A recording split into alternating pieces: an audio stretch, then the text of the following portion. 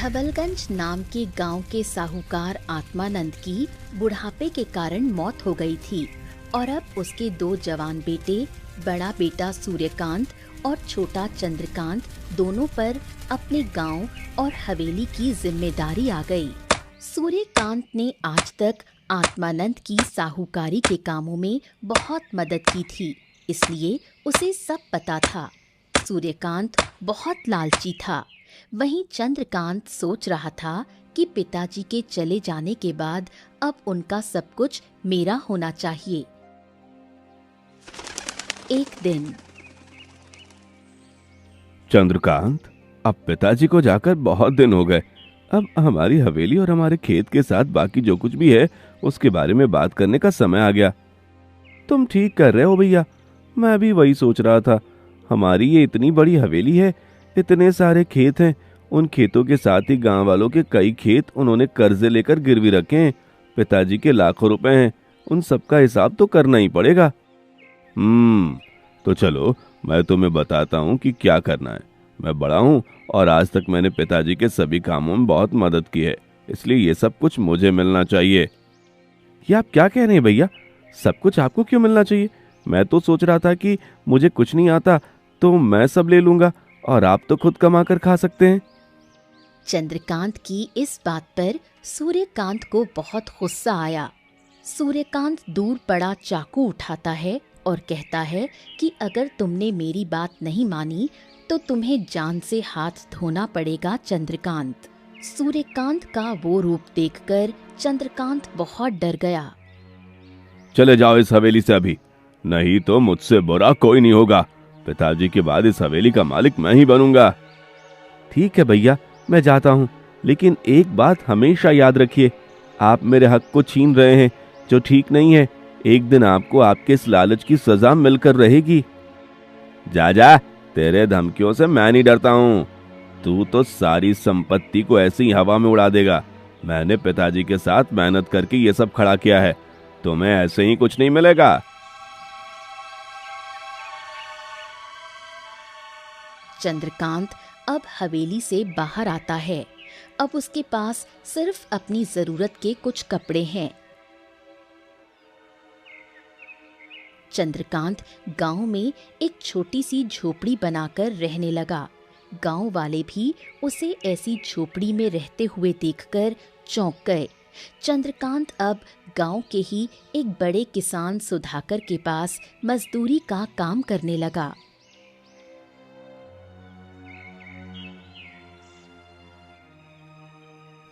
अरे चंद्रकांत, अरे झाड़ू लगाने का काम हो गया हो तो जाकर लकड़ियां तोड़ कर ले आओ। चूल्हे में जलाने के लिए लकड़ियां खत्म हो गई है। जी मालिक, अभी लेकर आता हूँ। चंद्रकांत लकड़ियां काटने जाता है और सुधाकर की पत्नी सुधाकर के साथ बात करने लगती है। भगवान ऐसा समय किसी को ना दिखाए। इतने ऐशो आराम में रहने वाला ये चंद्रकांत, आज देखिए इसे कैसे मजदूरी करनी पड़ रही है। हाँ, सही कह रही हो तुम। समय समय की बात तो है। कभी मैंने साहूकार आत्मानंद के पास नौकरी की थी और आज उसका बेटा मेरे पास मजदूरी कर रहा है।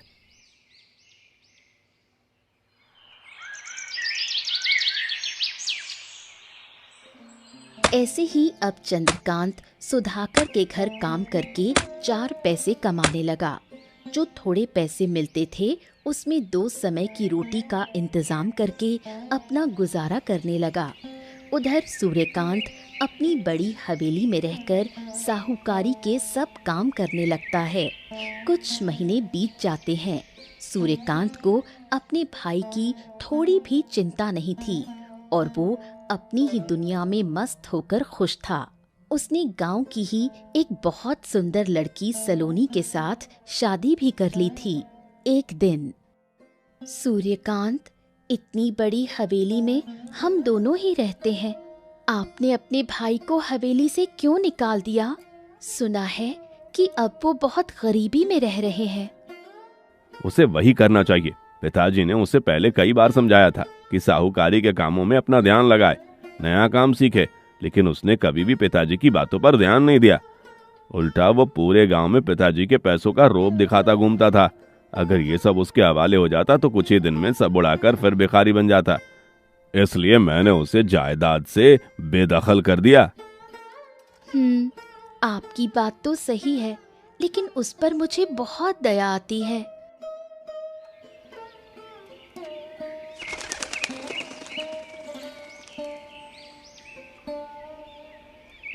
सुधाकर ने एक दिन चंद्रकांत से कहा कि पहाड़ी पर जाकर मिट्टी खोद कर ले आओ। चंद्रकांत कुदाल लेकर चल पड़ा।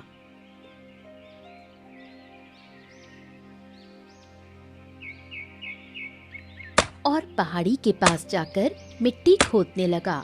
मिट्टी खोदते खोदते उसे एक सुरंग दिखाई दी। उस सुरंग को देखकर चंद्रकांत के मन में उत्सुकता बढ़ गई और वो उस सुरंग में नीचे चला जाता है। सुरंग के नीचे एक बहुत बड़ी गुफा थी, जिसका दरवाजा एक पत्थर से बंद कर दिया गया था। ये क्या? इस गुफा के द्वार ऐसे बंद करके क्यों रखा होगा? लगता है कि इस गुफा के अंदर ऐसा कुछ छुपाया हुआ है जो बहुत कीमती हो सकता है। मैं जाकर देखता हूँ। चंद्रकांत उस पत्थर को हिलाने की कोशिश करता है, लेकिन वो पत्थर नहीं हिलता। चंद्रकांत बहुत कोशिश करता है, लेकिन पत्थर हिलने का नाम नहीं ले रहा था। ये पत्थर तो हिल ही नहीं रहा। अब क्या करूं? कैसे हटाऊं इस पत्थर को? कुछ समझ नहीं आ रहा। तभी चंद्रकांत को ऐसा महसूस होता है कि जैसे जमीन हिल रही है। वो दूर जाकर छुप जाता है। घोड़ों पर सवार 7 नकाबपोश वहां आते हैं और उस गुफा के दरवाजे के पास आकर रुक जाते हैं। उन सब का सरदार गुफा के दरवाजे के पास आता है और एक चांदी का सिक्का उस दरवाजे पर चिपकाता है। उसके ऐसा करते ही गुफा का दरवाजा खुल जाता है और वो 7 अंदर चले जाते हैं। चंद्रकांत छुपकर देखने लगा। गुफा के अंदर से तेज रोशनी आ रही थी। 7 नकाबपोश अंदर जाते हैं और उनके जाते ही सिक्कों की आवाज आने लगी। चंद्रकांत समझ गया कि जरूर यहाँ कोई खजाना छुपाया हुआ होगा। कुछ देर के बाद वो सब बाहर आते हैं और इस बार गुफा का दरवाजा अपने आप बंद हो जाता है। सब फिर घोड़े पर बैठकर दूसरे रास्ते से चले जाते हैं।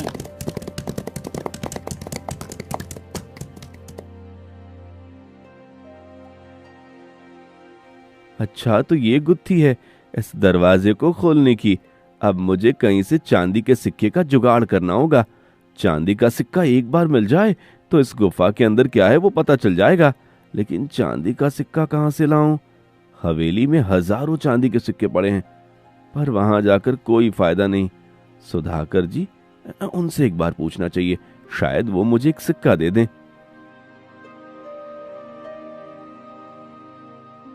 चंद्रकांत मिट्टी लेकर सुधाकर के पास आता है और मिट्टी आंगन में रख देता है। फिर चंद्रकांत, ये लो आज के तुम्हारे पैसे। मालिक, आज मुझे पैसे के बदले एक चांदी का सिक्का दे सकते हैं? मुझे आज एक चांदी के सिक्के की बहुत जरूरत है। अरे, तुम्हें आज चांदी के सिक्के की जरूरत क्यों पड़ गई भला? मालिक, वो मैं आपसे बाद में बताता हूँ। बस आप मुझे थोड़े समय के लिए एक चांदी का सिक्का दे दीजिए, मैं बाद में आपको सिक्का लौटा दूंगा। इतना विश्वास तो करते हैं ना आप मुझ पर? तुम पर विश्वास तो करता हूँ चंद्रकांत, बस मुझे ये समझ नहीं आ रहा कि तुम्हें सिक्के की जरूरत क्यों है। वो आपको अभी नहीं बता सकता मालिक। ठीक है, यहीं रुको, मैं चांदी का सिक्का लेकर आता हूँ। सुधाकर अंदर जाकर सिक्का लेकर आते हैं। वो चंद्रकांत को सिक्का देता है और चंद्रकांत सिक्के को लेकर भागकर फिर सुरंग के रास्ते से उस गुफा के पास आता है। वो गुफा के दरवाजे पर वो चांदी का सिक्का चिपका देता है और दरवाजा खुल जाता है। चंद्रकांत गुफा के अंदर आता है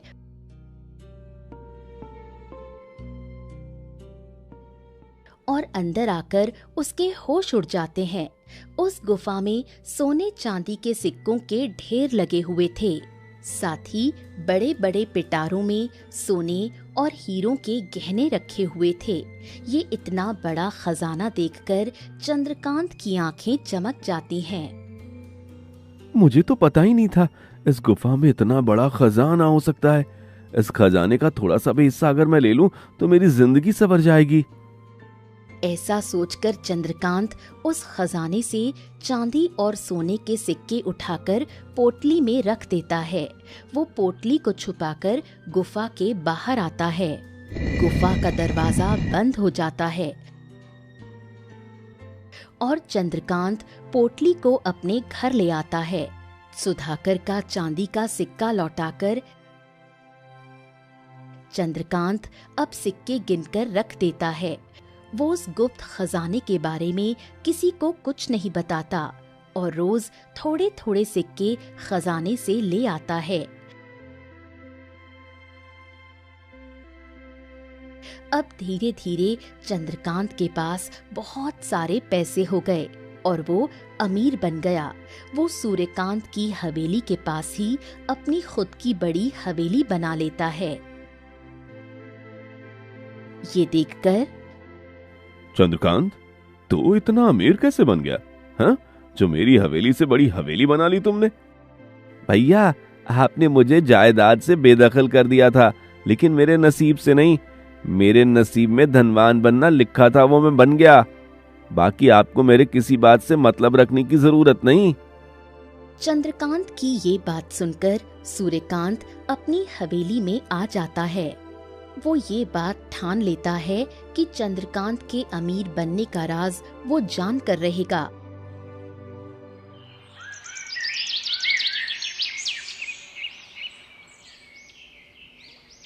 एक दिन वो चंद्रकांत का पीछा करता है।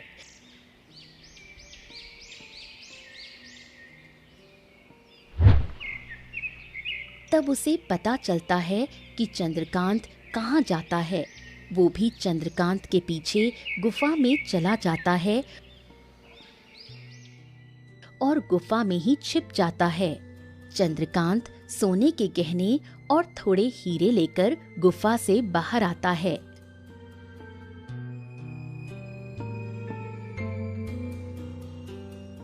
उसे बाहर गया हुआ देखकर सूर्यकांत अब खजाने के पास आता है। इतना सारा खजाना देखकर उसके मन में भी लालच आ जाता है और वो सोने के सिक्के उठाने लग जाता है कि तभी सातों नकाबपोश गुफा में आते हैं। अब कौन आ गया? मुझे छुपना पड़ेगा फिर से। लेकिन बहुत देर हो जाती है। इससे पहले ही छुपे सूर्यकांत को सातों नकाबपोश देख लेते हैं और उनका सरदार कहता है, अरे ओ महुआ, ये कौन है और इतनी गुप्त जगह पर कैसे आ गया? सरदार, लगता है कि चोरी करने आया है। अच्छा, चोर के घर चोरी करने आए हो? अरे हम बड़ी मेहनत से बड़े बड़े राज्यों में जाकर ये चोरी करके आते हैं, और तुम्हें क्या लगा तुम आसानी से हमारा चुराया हुआ सब लेकर जाओगे? नहीं नहीं नहीं नहीं, मैंने अभी तक कुछ नहीं चुराया। वो मेरा भाई चोरी करके जाता है, मैं उसे समझाने आया था। अच्छा, तो तुम्हारा भाई कहाँ है? वो तो चला गया। वो चला गया? तुम उसे समझाए बिना ही यहाँ खड़े हो? झूठ मत बोलो, तुम यहाँ हमारा खजाना चोरी करने आए थे ना? महुआ, कालिया, मार डालो इसे, फेंक दो इसकी लाश गुफा के बाहर चील कौवों के लिए। सूर्यकांत अब समझ जाता है कि वो नहीं बच सकता। फिर भी वो भागने की कोशिश करता है, लेकिन महुआ और कालिया उसे पकड़कर मार डालते हैं और उसकी लाश को बाहर फेंक देते हैं।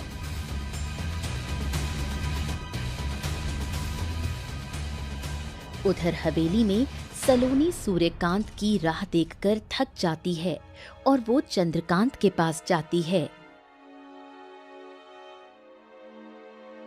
चंद्रकांत, तुम्हारे भैया सुबह से बाहर गए हैं, अभी तक नहीं आए। मुझे उनकी बहुत चिंता हो रही है।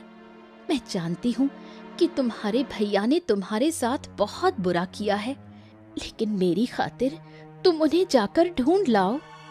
चंद्रकांत सलोनी की सुंदरता को देखता रह जाता है और कहता है, तुम चिंता मत करो, मैं जाकर देख कर आता हूँ। चंद्रकांत सूर्यकांत को ढूंढने के लिए निकल जाता है। पूरे गांव में उसे सूर्यकांत कहीं दिखाई नहीं देता। वो उस पहाड़ी की तरफ चल पड़ता है। अचानक उसे लगता है कि अब यहाँ तक आ गया हूँ तो थोड़े सिक्के लेकर ही जाता हूँ।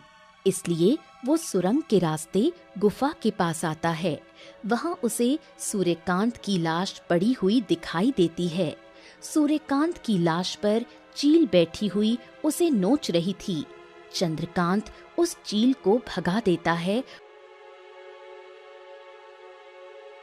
और लाश को लेकर हवेली पहुंचता है।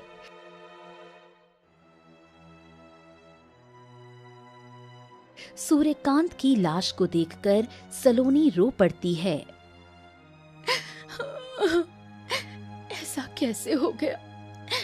अचानक इनकी मौत कैसे हो गई?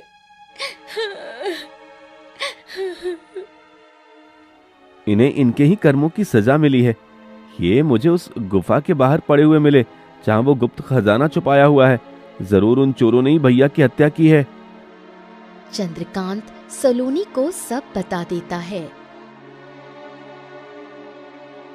भैया ने लालच में आकर मुझे जायदाद से बेदखल कर दिया और आज मेरा पीछा करके उन्होंने अपनी मौत बुला ली। मैंने इनसे कहा था कि लालच मत कीजिए, लेकिन मेरी बात नहीं मानी। अब मैं क्या करूंगी? अकेली कहाँ जाऊंगी? कैसे रहूंगी? तुम चिंता मत करो, मैं तुम्हारे साथ रहूंगा, तुम्हें अपनी पत्नी बनाऊंगा। क्या तुम एक विधवा से शादी करोगे? नहीं, मैं एक बहुत ज्यादा सुंदर लड़की से शादी करूंगा। मैंने जब तुम्हें पहली बार देखा तुम पर मोहित हो गया था। अगर तुम तैयार हो तो हम दोनों शादी करके मेरी हवेली में रहने जाएंगे, जो इससे भी बड़ी है। सूर्यकांत की मौत को 1 महीना बीत जाता है। चंद्रकांत सलोनी से शादी कर लेता है। अब दोनों पति पत्नी खुशी से रहने लगते हैं। एक दिन, सुनो चंद्रकांत, तुम इतने सारे गहने और सिक्के लाते कहाँ से हो? मुझे भी दिखाओ कभी। ठीक है, अगली बार मैं तुम्हें साथ लेकर जाऊंगा।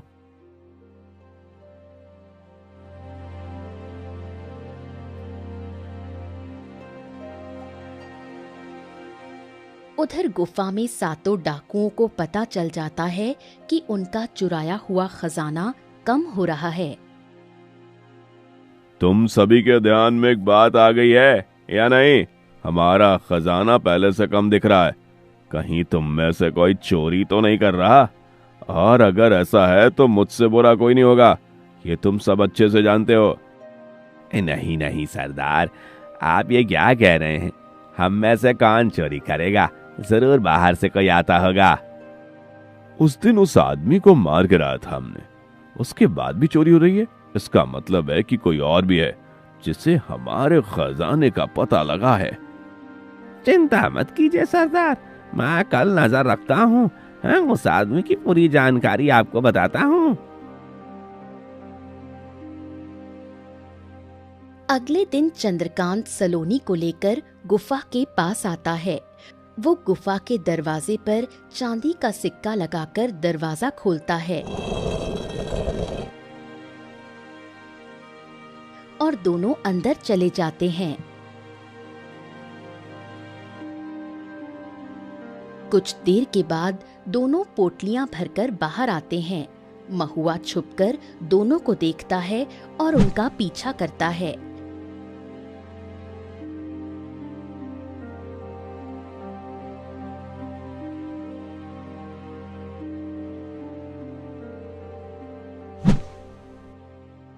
चंद्रकांत और सलोनी दोनों अपनी हवेली में जाते हैं और महुआ अपने साथियों के पास आता है।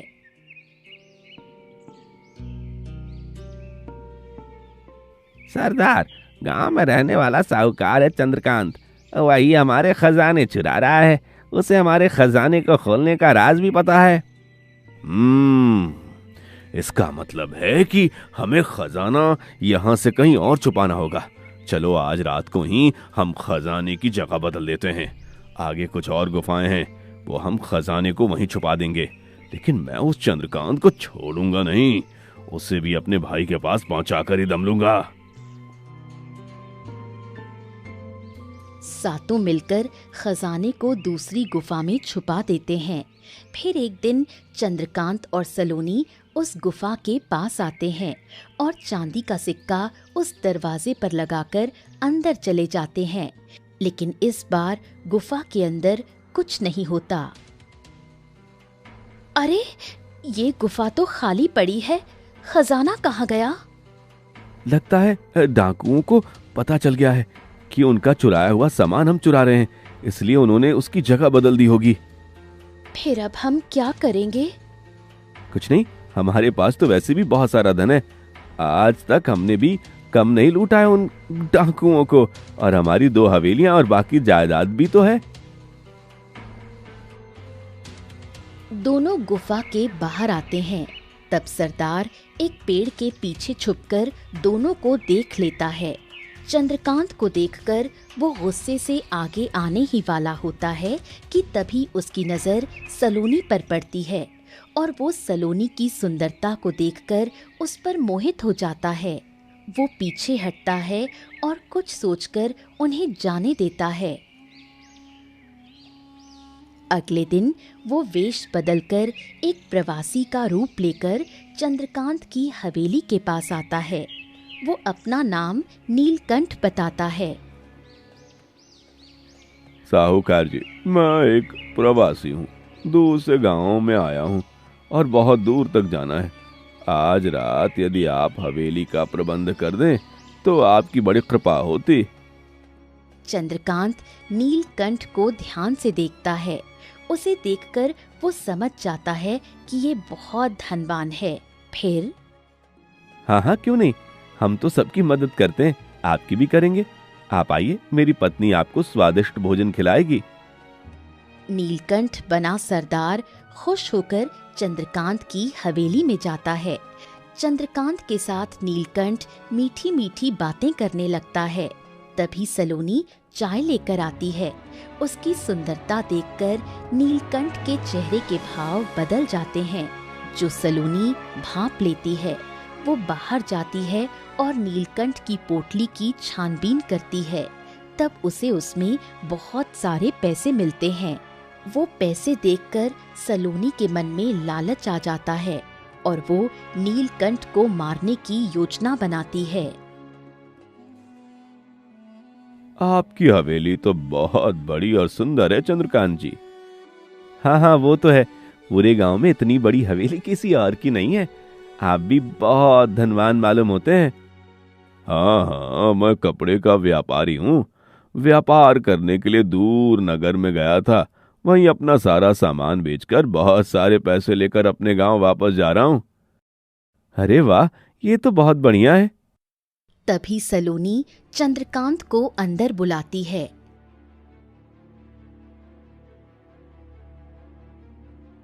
नीलकंठ की पोटली में बहुत सारे पैसे हैं। मुझे तो लगता है कि इसे मारकर हम इसके धन को हासिल कर सकते हैं। पर क्या ये सही रहेगा? आपने उसकी नजर देखी नहीं? मुझे कैसे घूर रहा था। उसकी नीयत साफ नहीं है। वो मुझे हासिल करने की पूरी कोशिश करेगा, इसलिए हमें उसे मारकर उसके पैसे ले लेने चाहिए। हाँ, ये तो तुम सही कह रही हो, लेकिन उसे मारेंगे कैसे? मैं उसके खाने की थाली में जहर मिला देती हूँ। खाना खाकर वो मर जाएगा, फिर हम उसकी लाश को कहीं छुपा देंगे। फिर सलोनी नीलकंठ के खाने में जहर मिला देती है। इधर नीलकंठ बना सरदार चंद्रकांत को मारने की योजना बना रहा था। चंद्रकांत के आने तक वो 2 प्याले तैयार करता है जिसमें शराब होती है। वो चंद्रकांत के प्याले में जहर मिला देता है। चंद्रकांत आता है। चलिए नीलकंठ जी, खाना खाते हैं।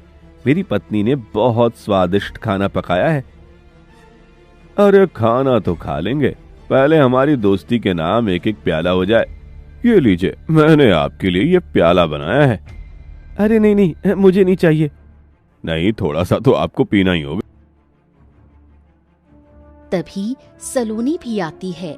चंद्रकांत नीलकंठ को कहता है कि आप मेरे प्याले से पीजिए, तभी मैं पीऊंगा। तब नीलकंठ हड़बड़ा जाता है, वो नहीं नहीं कहने लगता है और सलोनी समझ जाती है कि कुछ गड़बड़ है। वो चंद्रकांत को धक्का देती है और उसके हाथ से वो जहरीला प्याला नीचे गिर जाता है।